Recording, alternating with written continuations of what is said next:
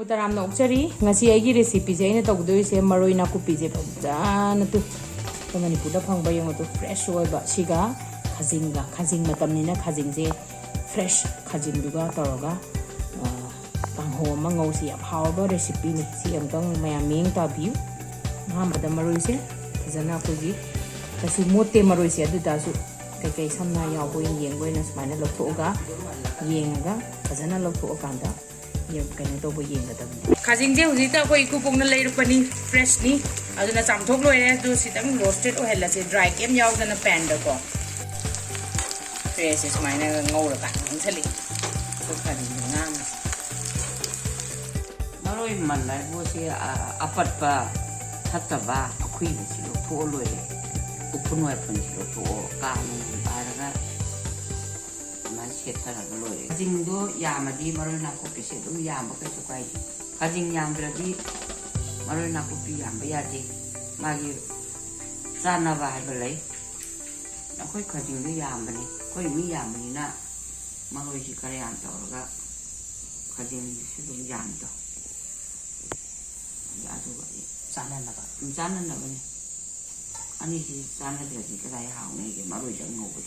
चना जे तिंग लोरे सी चना जे खरा मग हापसी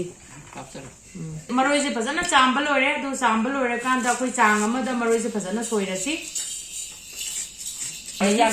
याम लजु चांग बे याद बा सिगी चांग सिदा दुम सोबियु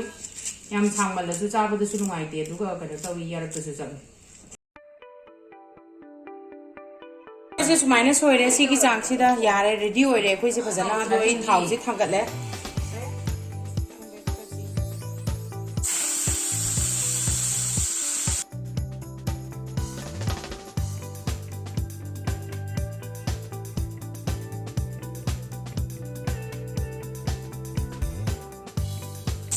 मरोई से कितंग मुल्ले दुदा सना से मो हापा ngau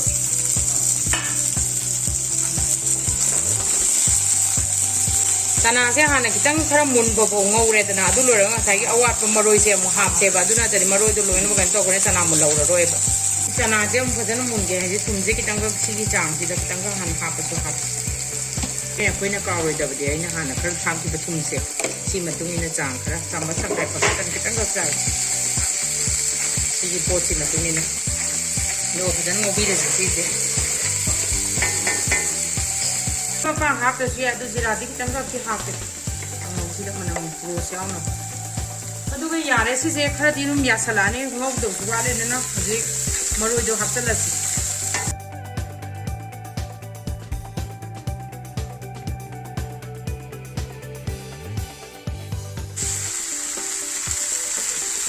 रोइदेन हफ्ता लोग फजना दुंगौ रसी मई जी खरा कंटप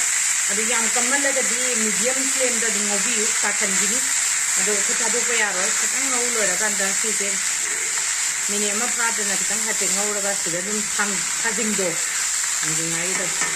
कि मिनिट 3 सेकंड खरा ngau रगा ने सिदा दुम खाजिंग बिजो हापगा दुम ngौ समिना रे फजना सेमे ngasai gi koi ngopko लोरा बनी फ्रेश तो अदुगा मरो take पसिसु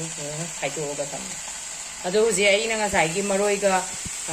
keno se chana se hatang ngau kan da si chang si khajing je already ngau ro bani adu lor kan khajing hapchala morok se hapchan ba budi ai bu morok se hapchala di am ha ni ngak le ra kan da hapse kara mun la kan da morote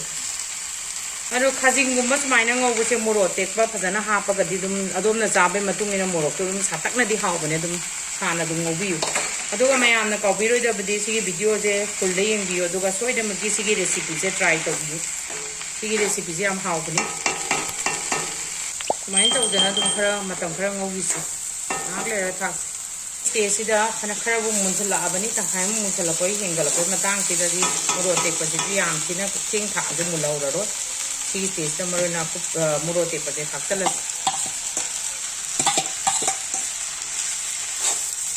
Khajing Kanghou se morote pase fajana hapiu morote pasina toroga ne magi roast tu manam duga degi sabaduna ne mahau pirim tum daksala se ai gi solution ba yara ani khara ju kang chale koi maroi na ko pik ngau bum matam sida mayam na kaw da biso so law da khara kang khalak to kan se su anam mane ya sala ko matam tum jinga sai tha kram na tang wa tam na dum pha ge ꯃꯅꯝꯁꯨ ꯌꯥꯝ ꯅꯨꯡꯁꯤꯔꯦ ꯑꯗꯨꯒ ꯃꯣꯔꯣꯛ ꯑꯇꯦꯛꯄꯒꯤ ꯃꯅꯝꯁꯨ ꯅꯨꯡꯁꯤꯔꯦ ꯌꯥꯝꯅ ꯀꯩꯅꯣ ꯍꯦꯟꯖꯜꯂꯗꯤ ꯍꯥꯕꯅꯤ ꯑꯩꯒꯤꯁꯦ ꯂꯣꯏꯔꯛꯑꯦ ꯁꯤꯒꯤꯁꯦ ꯃꯨꯜꯂꯦ ꯂꯣꯏꯁꯤꯜꯂꯁꯤ ꯁꯤꯒꯤ ꯆꯥꯡꯁꯤꯗ ꯃꯌꯥꯝꯅ ꯑꯩꯒꯤ ꯔꯦꯁꯤꯄꯤꯁꯦ ꯄꯥꯝꯃꯒꯗꯤ ꯂꯥꯏꯛ ꯁꯕꯁꯀ꯭ꯔꯥꯏꯕ ꯑꯃꯁꯨꯡ ꯀꯃꯦꯟ ꯁꯣꯏꯗꯅꯀꯤ ꯇꯧꯕꯤꯌꯨ ꯊꯦꯡꯛ ꯌꯨ ꯐꯣꯔ ꯋꯥꯆꯤꯡ